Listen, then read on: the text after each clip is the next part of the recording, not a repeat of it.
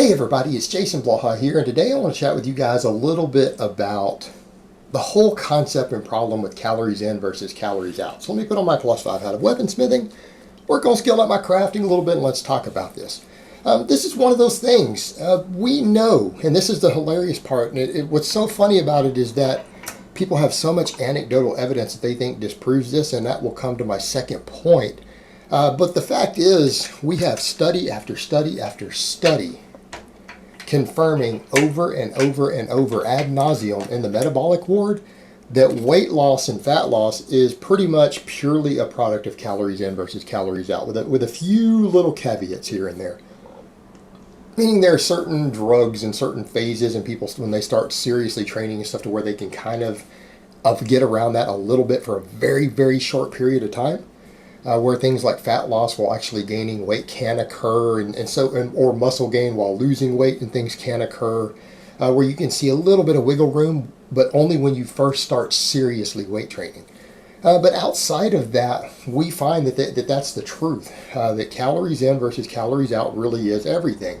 And no single diet has ever been found when it's actually studied that bypasses this. It doesn't matter whether it's high carb, low fat, whether it's a ketogenic diet that's high fat, low carb, and moderate protein.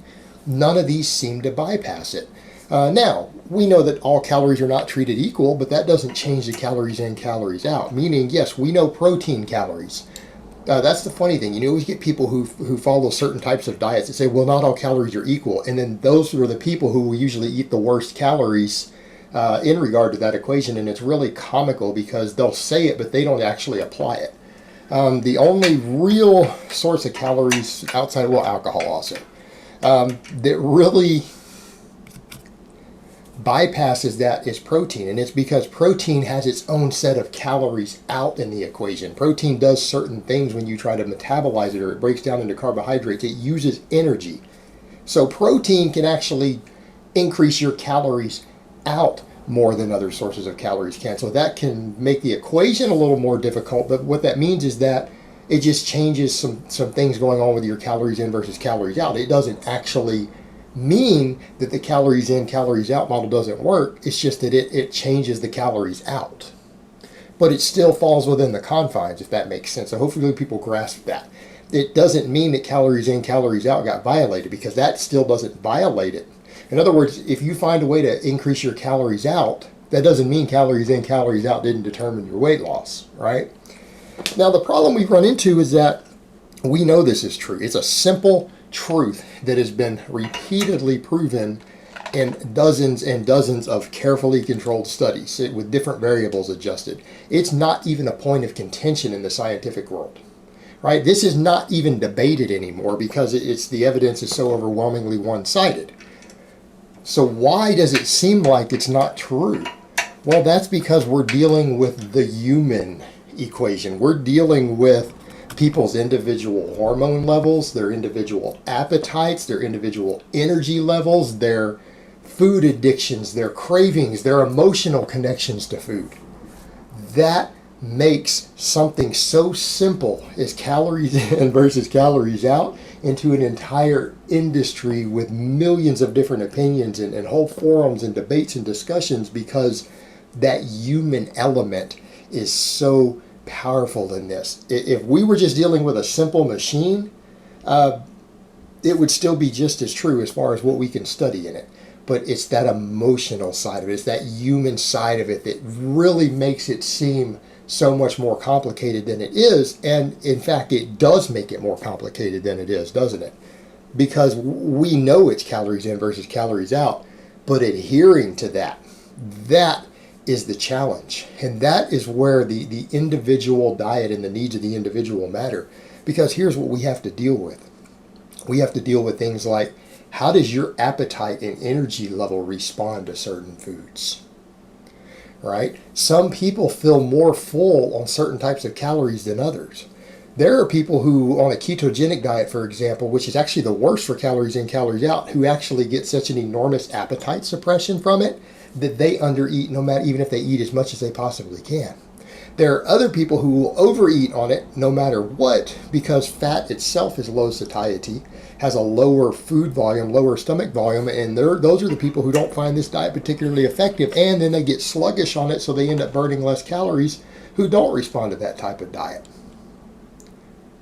So that's a factor. Then we have these individual food cravings. We all have trigger foods that if we eat one of, we can't stop. In other words, kind of people talk about potato chips, you can't eat just one. There's a lot of us, in fact, I would say maybe even the majority of us, have foods that we know we don't have an off switch on. And so we can consciously know all that we want is calories in, calories out, but best of luck managing your calories with that specific food, with your trigger foods. And so we run into problems of working that into an individual diet, don't we? So we've got these appetite issues, food craving issues, food addiction issues. And because of those things, it can make it seem like, it seems like when I eat these certain types of foods, that I don't lose weight, even if I track my calories. Well, then when we start studying that, that's the weird thing. If you guys remember, years ago, I made a video and linked an article called Metabolic Derangement. And you guys can find it with the channel search engine easy enough. Metabolic Derangement, in which they looked at a study in which they took a group of women and they put them on a very restrictive caloric diet, and they taught them how to log their food, track their food, and all of these women, reported that they ate something like 1,200 or 1,400 calories. Right? That's what they tracked, which was very low calories, so that it starts to play tricks on their brains. And then they filmed them and put them in an environment where they wrote their food down and measured it and everything else, where they were supposed to keep a log, and they trained them on how to do the logs. They were given actual training and instruction on it, but then they videoed them with hidden cameras everywhere. And then what happened?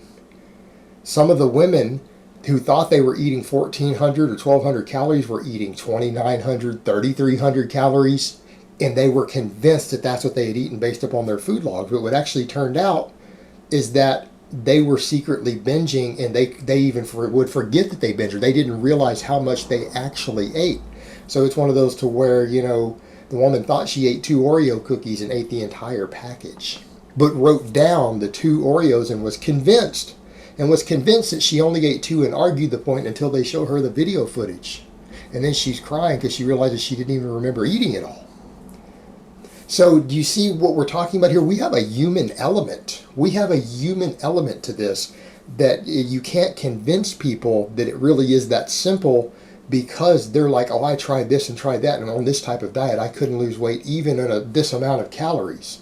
And then they changed to a different diet and claimed they were eating more calories and started losing weight. We look at that and go, that's scientifically impossible. And it is scientifically impossible. But in their minds, that's what happened, because they were following some sort of dietary advice that doesn't work with their appetite and their ability to control their food and have adherence, or maybe even remember what they were actually eating. Like, it's very simple with certain foods to look at it and say, wait, is that 500 calories or is that 1,000 calories? Sometimes they can look very, very similar when you're eyeballing them, or you think you've measured it sloppily. So, we can run into real problems with that. We can run into real problems with these things.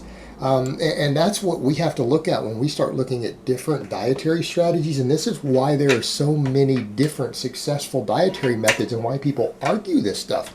Because there are people who are like, well, I tried this approach of this paleo diet, or this ketogenic diet, or this vegan diet, or this high carb, low fat diet, or sugar busters, or whatever it is that they tried, right? And then they'll say, but I tried this one and it seems to be working, but this other one didn't work. I even gained weight on it.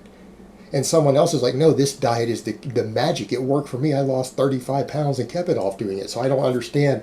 And they'll argue with each other over it, not realizing that it came down to maybe that specific dietary approach worked for them psychologically. All it did was they found the approach, that one of those approaches that someone else could really manage and adhere their calories on, worked great for them, because of psychological reasons and hormone reasons. Because when people talk about the hormones actually affect your energy and they affect your appetite. They don't affect your fat gain or fat loss directly. They don't. That's bullshit. But what they do is affect how much you eat. They can affect how you feel about what you eat, how full you feel, how much energy you have. I mean, it can affect your blood sugar levels, right? Which is going to affect your mood, your energy turnover, your food intake. these things matter in regards to that. And so you'll see these different groups of people arguing over which is better without realizing that all it is that they found the method that allowed them to have dietary adherence. And that's all it is. It's about dietary adherence. And that's why for some people they have to eat a certain structured, strict, clean diet. And then other people say, oh, well, I do if it fits your macros. And I'm allowed to eat ice cream every day and I'm losing weight.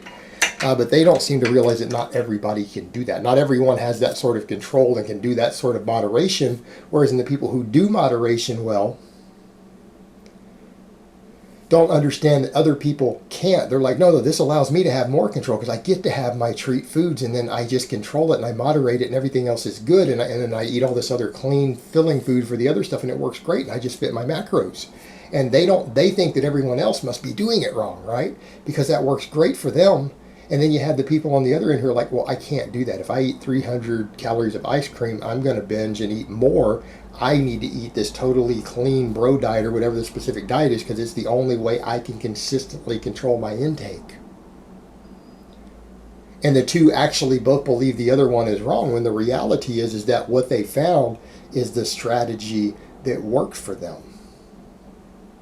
Because at the end of the day, that's what matters, is that can you find the strategy that for you as an individual, no, there's no test you can take, there's no body type test for this, there's no blood type test for this. This actually requires some individual experimentation.